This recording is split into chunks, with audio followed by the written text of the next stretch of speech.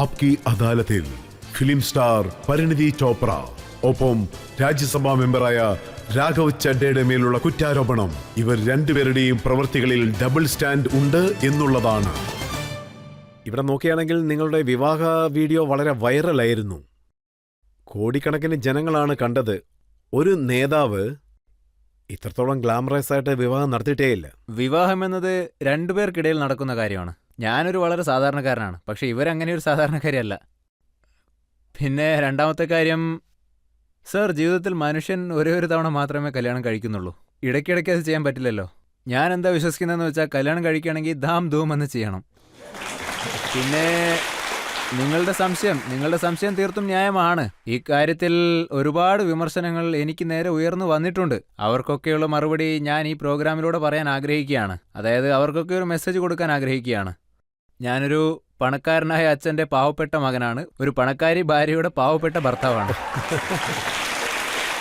Sir, ജനങ്ങൾ ഇത് എന്റെ കല്യാണമെന്ന് പോലും മറന്നുപോയി. സർ, ഞാനൊരു ഫിലിം സ്റ്റാർ ആണ്. പിന്നെ കഴിഞ്ഞ 10 വർഷമായിട്ട് ഞാൻ അഭിനയിക്കുന്നുണ്ട്. അന്നു മുതലല്ല, കുട്ടിക്കാലം മുതലേ എനിക്ക് കല്യാണത്തെപ്പറ്റി നിറയെ ആഗ്രഹങ്ങളുണ്ട്. ഫൈനലി എന്റെ കല്യാണം നടന്നുകൊണ്ടിരിക്കുമ്പോൾ അതിനുശേഷം ഞാൻ ഒന്നിലൊരു വിട്ടുവീഴ്ച ചെയ്തില്ല. ഞാൻ മാത്രമല്ല, എന്റെ അച്ഛൻ, എന്റെ ബ്രദേഴ്സ്, ഇദ്ദേഹത്തിന്റെ അച്ഛൻ, പിന്നെ 4-5 പേരുണ്ടായിരുന്നു. അങ്ങനെ ഞങ്ങൾ എല്ലാവരും ചേർന്നാണ് ഈ കല്യാണത്തെപ്പറ്റി ഡിസൈഡ് ചെയ്തത്. ഐ ഫീൽ ഞാൻ മാത്രമല്ല, ലോകം മുഴുവൻ ഈ കല്യാണം കാണുന്നുണ്ട്. എന്റെ ഫാൻസ് എല്ലാം കാണുന്നുണ്ട്.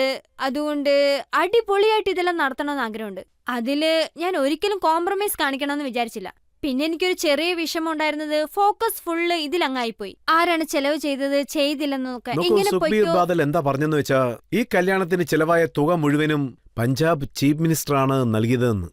എന്റെ ഈശ്വര, ഭഗവന്ത് മാൻ, എന്റെ സഹോദരൻ, അദ്ദേഹം കല്യാണത്തിന് വന്നിരുന്നു. അദ്ദേഹം കല്യാണത്തിന് വന്നിട്ട് എനിക്കൊരു ചെറിയ കവർ പോലും തന്നില്ല.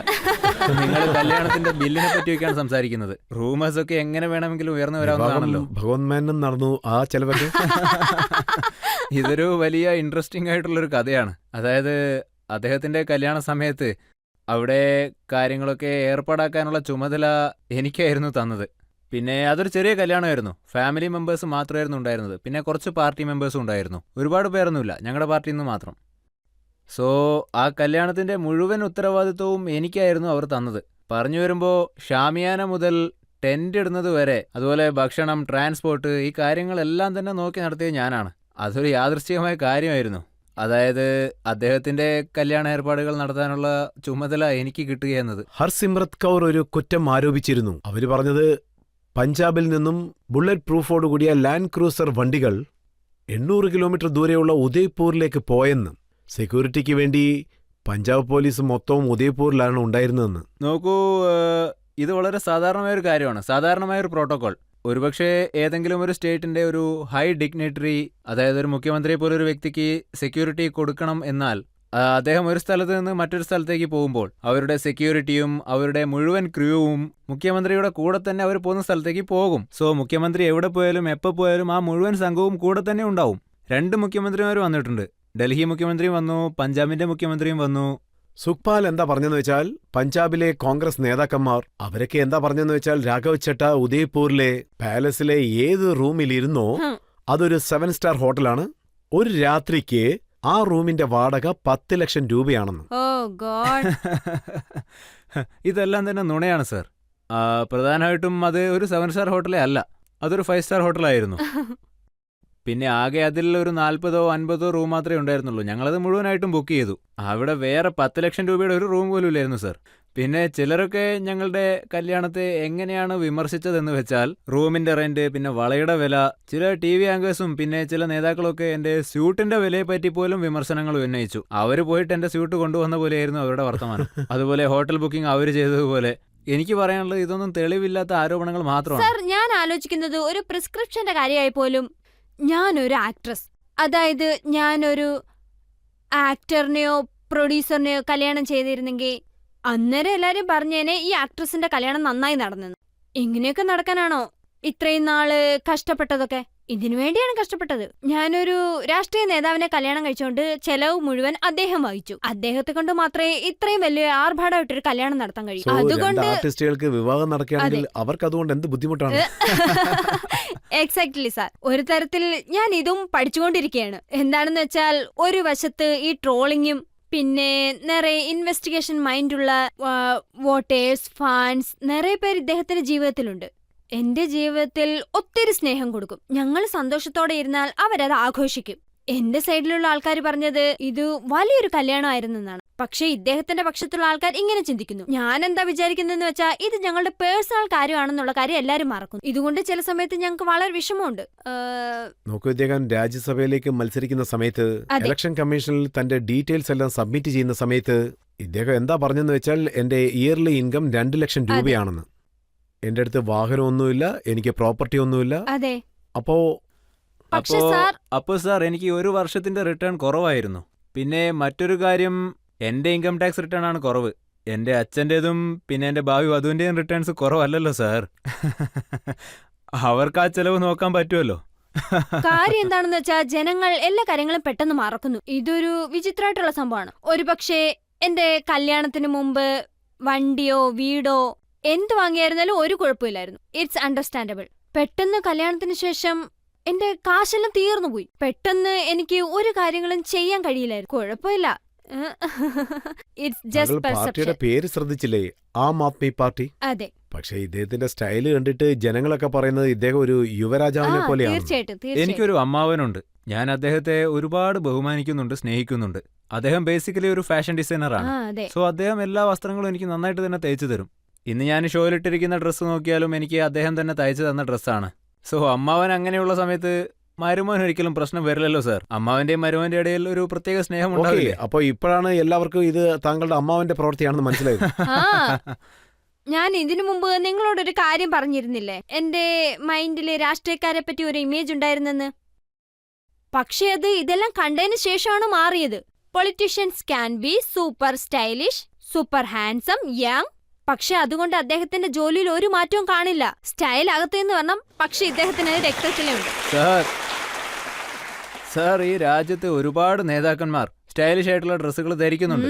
നമ്മുടെ ബഹുമാന്യനായ പ്രൈം മിനിസ്റ്റർ പോലും തീർച്ചയായും. സ്റ്റൈലിഷ് ആയിട്ടാണ് നടക്കാറ്. മറ്റു പാർട്ടിയുടെ നേതാക്കന്മാരും സ്റ്റൈലിഷ് ആയിട്ട് നടക്കുന്നുണ്ട്.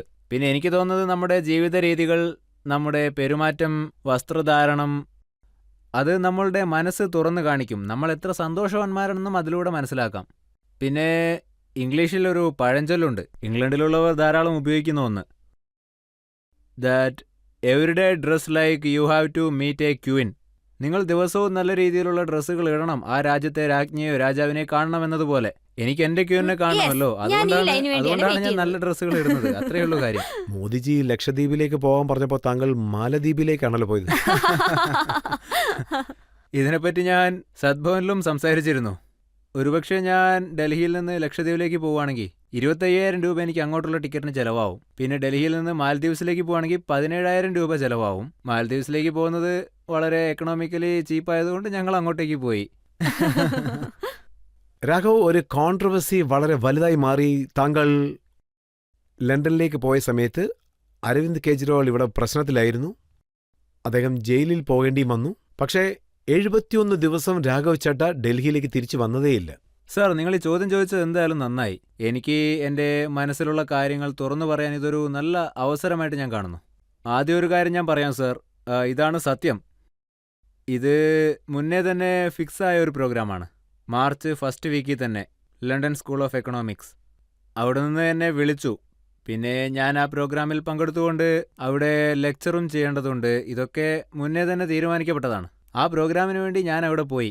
ആ പ്രോഗ്രാം അവസാനിച്ചതിന് ശേഷം എൻ്റെ കണ്ണിൽ ഒരു പ്രോബ്ലം ഉള്ളതായിട്ട് എനിക്ക് തോന്നി. അതിനുശേഷം ഞാൻ അവിടെയുള്ള ഡോക്ടേഴ്സിനെ അത് കാണിച്ചു. അപ്പോൾ എനിക്കറിയാൻ കഴിഞ്ഞത് എനിക്ക് 15 വർഷം മുന്നേ തന്നെ ഒരു കണ്ണിൽ ഓപ്പറേഷൻ നടന്നിരുന്നു. ആ പ്രശ്നം തന്നെ എനിക്ക് വീണ്ടും തിരിച്ചു വന്നിട്ടുണ്ട്. എന്തുകൊണ്ട്? കണ്ണിൻ്റെ റെറ്റിനയിൽ ചെറിയ ചെറിയ സ്പോട്ടുകൾ, അത് എനിക്ക് ക്ലിയർ ചെയ്യേണ്ടതായിട്ട് വന്നു. അതിനുവേണ്ടി ഡോക്ടേഴ്സൊക്കെ എന്നോട് പറഞ്ഞത് ഇമ്മീഡിയറ്റ് ആയിട്ട് തന്നെ ആ ട്രീറ്റ്മെൻറ്റ് അല്ലെങ്കിൽ സർജറി അവിടെ വെച്ച് തന്നെ ചെയ്യണമെന്ന്. ഒരുപക്ഷെ ആ ട്രീറ്റ്മെൻറ്റ് നടന്നില്ലെങ്കിൽ അങ്ങനെ ഒരിക്കലും നടക്കാൻ പാടില്ല. പക്ഷേ ചെയ്തില്ലെങ്കിൽ കണ്ണിൽ റെറ്റിനയെ കൂടുതലായിട്ടത് ബാധിക്കുമെന്ന് പറഞ്ഞു. പിന്നെ ഇതൊരു പ്രിവെൻറ്റീവ് സർജറിയാണ്. അവിടെ വെച്ച് ഞങ്ങൾ ചെയ്തു. ആ സമയത്ത്, അതായത് എനിക്ക് ട്രീറ്റ്മെൻറ്റ് നടന്നുകൊണ്ടിരിക്കുമ്പോൾ ഞങ്ങളുടെ നേതാവ് അരവിന്ദ് കെജ്രിവാൾ സാർ ജയിലിലേക്ക് പോയി. പിന്നെ ട്രീറ്റ്മെൻറ്റ് പൂർത്തിയായ ശേഷം ഞാൻ തിരിച്ചു വന്നു. ഡൽഹി തെരഞ്ഞെടുപ്പ് എനിക്ക് തോന്നുന്നത് 25 മെയ് അല്ല, ഞാൻ മെയ് ഫസ്റ്റ് വീക്ക് തന്നെ വന്നു. പിന്നെ ജൂൺ മാസം പഞ്ചാബിലെ തെരഞ്ഞെടുപ്പ്. മെയ് മാസം മുഴുവനും അവിടെ തന്നെ നിന്നുകൊണ്ട് പ്രചാരണം ചെയ്തു, പാർട്ടിയെ നോക്കി, റോഡ് ഷോകൾ നടത്തി, റാലികൾ നടത്തി. അതിനുശേഷം ഒരു അഭ്യൂഹം ഉണ്ടാവാൻ തുടങ്ങി അദ്ദേഹം എവിടെ പോയി എന്നതിനെ പറ്റിയൊക്കെ. അത് എനിക്ക് വളരെ ദുഃഖകരമായ ഒരു അനുഭവമായിരുന്നു. എൻ്റെ ഉപദേശകരൊക്കെ, അതായത് ഈ ഒരു കാര്യത്തിൽ എനിക്ക് എൻ്റെ ഉപദേശകരാണ് അഡ്വൈസ് തന്നത്. അദ്ദേഹവും തന്നു. എൻ്റെ 13 വർഷത്തെ യാത്ര, ഞാൻ 2011 പ്രക്ഷോഭം മുതൽ ഈ പാർട്ടിയുടെ ഭാഗമാണ്. എൻ്റെ 13 വർഷത്തെ നീണ്ട യാത്രയെ എൻ്റെ പേരിലൊരു കുറ്റാരോപണം ചുമത്തി, ഒരു ഗൂഢാലോചന നടത്തി എൻ്റെ പേര് മോശമാക്കി.